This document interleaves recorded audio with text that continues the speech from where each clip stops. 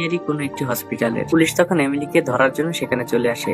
Emily দ্রুত ওই ছবিটি তার ফোনে তুলে ওখান থেকে পালানোর চেষ্টা করে, তো পুলিশ তাকে ধরে ফেলে। এরপরই দেখা যায় এমিলি পুলিশ স্টেশনে বসে আছে, আর সে ওই ছবিটি ভালো করে লক্ষ্য করছিল। হঠাৎই সে খুবই চমকে ওঠে, আর সে পুলিশকে রিকোয়েস্ট করে তাকে যেন গ্যাংনাম ক্যাথলিক হসপিটালে নিয়ে যাওয়া হয়। আর সে তার হাজবেন্ড জিনকেও ফোন করে জানতে চায় তার সাথে হানমের কি সম্পর্ক রয়েছে, কারণ আমরা মুভির শুরুতেই দেখেছিলাম এমিলি তার এক্স হাজবেন্ডের আইডি কার্ড হ্যানমের কাভার থেকে খুঁজে পেয়েছিল, আর তার হাজবেন্ড এই গ্যাংনাম ক্যাথলিক হসপিটালে জব করতো।